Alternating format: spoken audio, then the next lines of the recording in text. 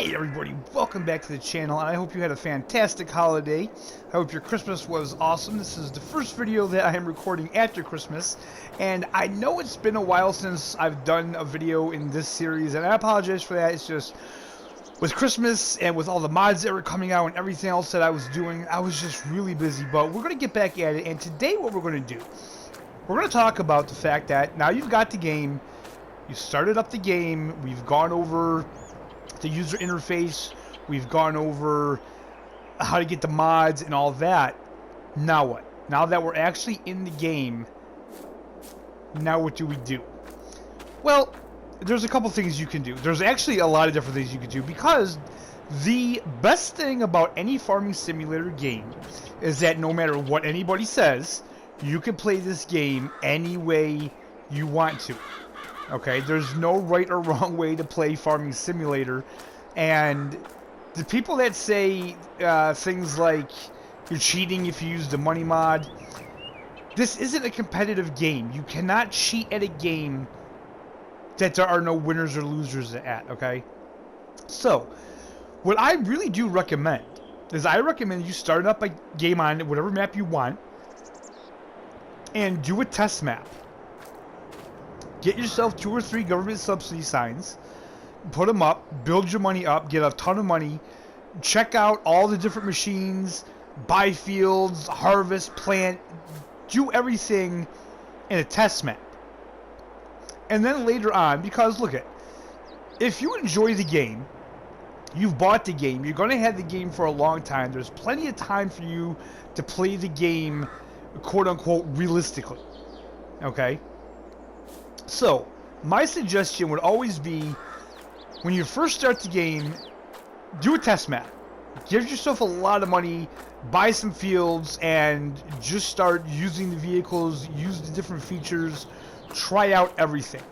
You know what I mean? And then, when it's time to actually start the game, I'm going to give you guys a couple of options of what I would do to start up a game. Now, the first option is this. And, whoops, not that one. And this is something that, as a content creator, I do a lot when I set up a Let's Play.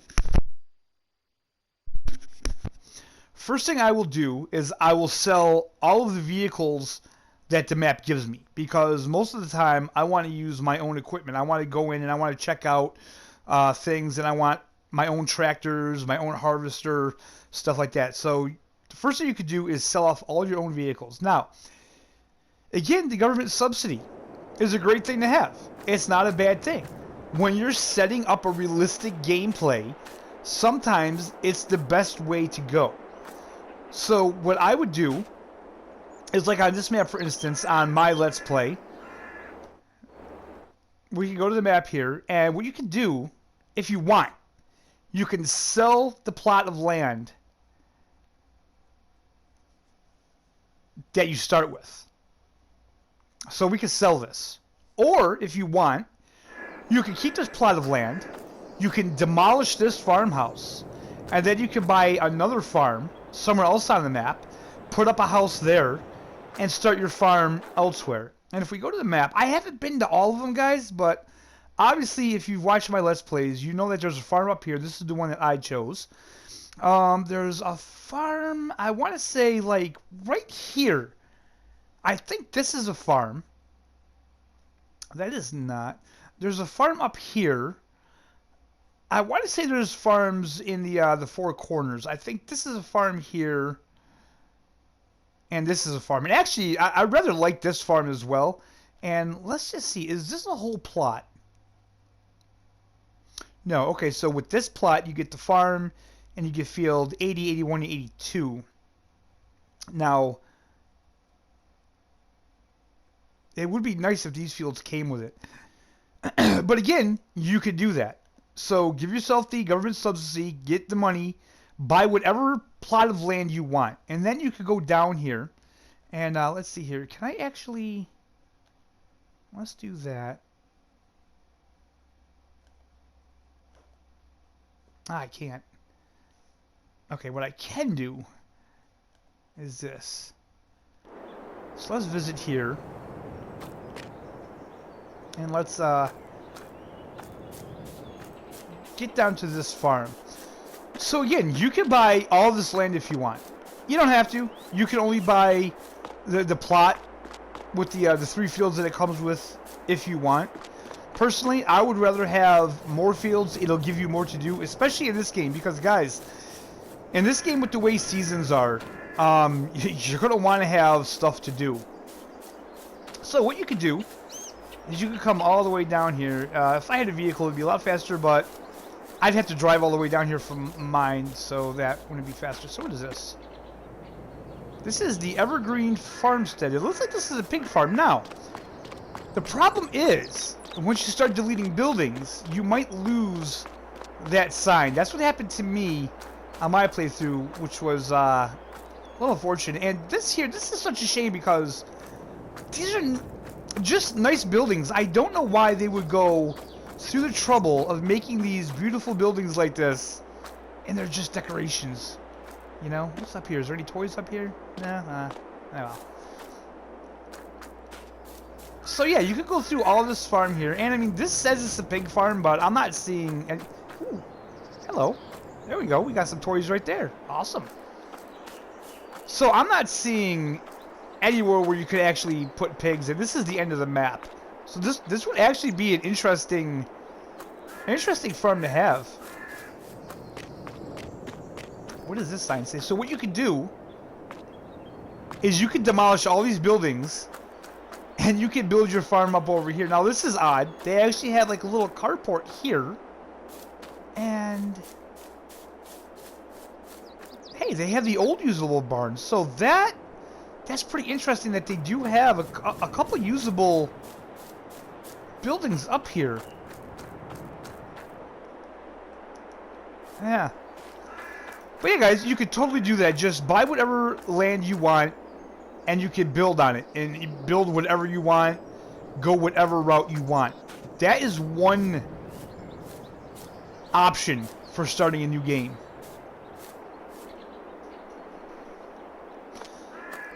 Now, let me say, guys, I am doing this all in New Farmer because I feel that if you're just starting the game, the best thing for you to do is start in New Farmer mode. You don't want to start on the more difficult ones. So now the second option is to just play with what you have. Use what they give you. Now, for this option, what you're going to want to do is you're going to want to take care of your fields. You only have the 3 to start with. So you have this one, the one over there, and that one over there. Now, again, as you can see, these are small fields. So I'm going to tell you right off the bat that you're not going to get huge harvests off these fields.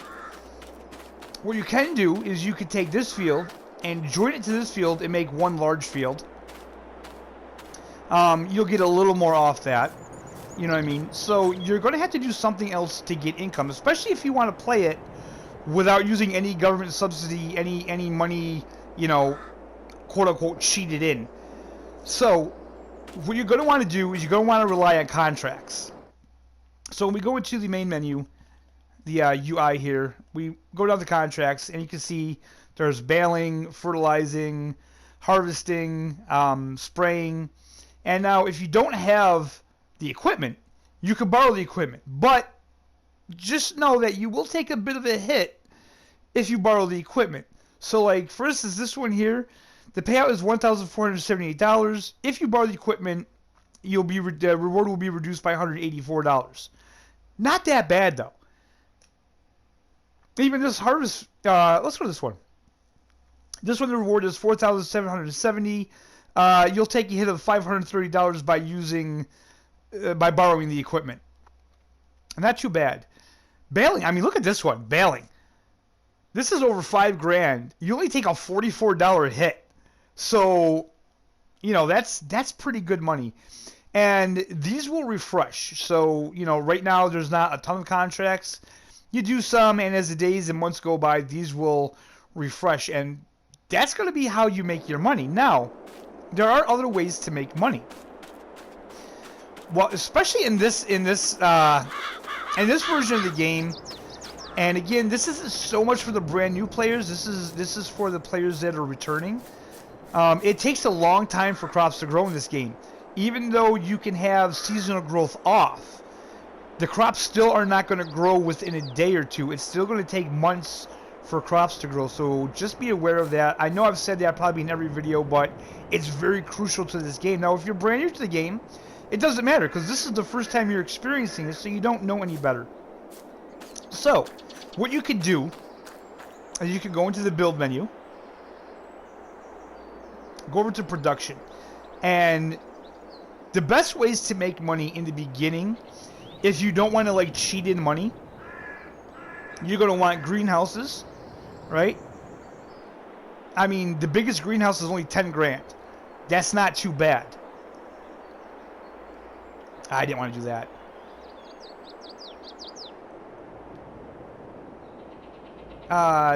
Generators. There are generators. So, you can put in like a small solar collector. This is going to cost $7,800. This is going to get you $648 per month if you put this up. We have a bigger one here for $93,000. That's a lot of money, but that'll bring you like almost 9 grand a month.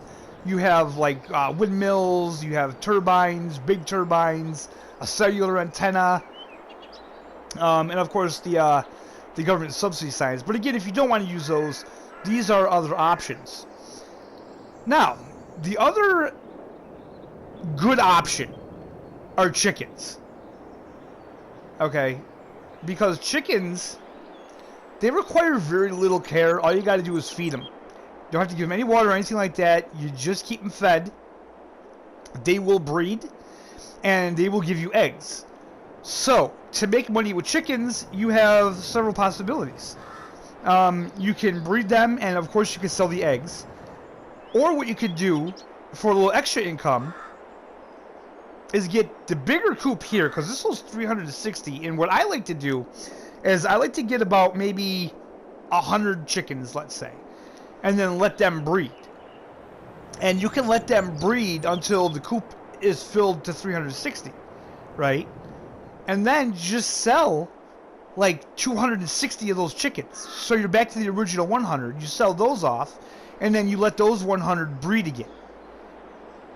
So then you're going to get income from the actual chickens and the eggs that they produce. And I do that with pretty much any animal that I raise, whether it be cows, pigs, or even sheep. I'll let them get to a point where they breed, and then I'll sell them off to get some more money, and then just because they'll just repopulate anyway, so it's not a big deal.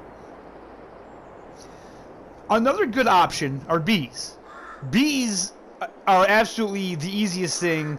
They require no maintenance at all. You put bees on your land, and they give you honey. It couldn't be simpler. You know what I mean? It's 19 grand for the 33 Langstroth hives, which is the biggest one that they offer right now. So really, you're probably best off just getting that. The bee honey pallet collection, $200. You know what I mean? You place that, you'll get honey. Also, if you place these near your fields, they will give you a very small yield bonus if you plant potatoes, canola, and something else that I'm forgetting. But yeah, they'll give you like a very tiny bonus, and then it will say, let's see, can I do this here? No, I can't. There is a range for these, and you have to place them down to see the range. And that range is how far that they'll pollinate. Okay, so I think the biggest one right here, this beehive, is like 150 meters. So that means they'll pollinate in a 150 meter radius. So if you have a really big field, you may have to put several of these down. And honestly, they're not really worth it for the yield bonus. It's a very minuscule yield bonus, but it is worth it for the honey. So guys, those are just a couple tips for getting started.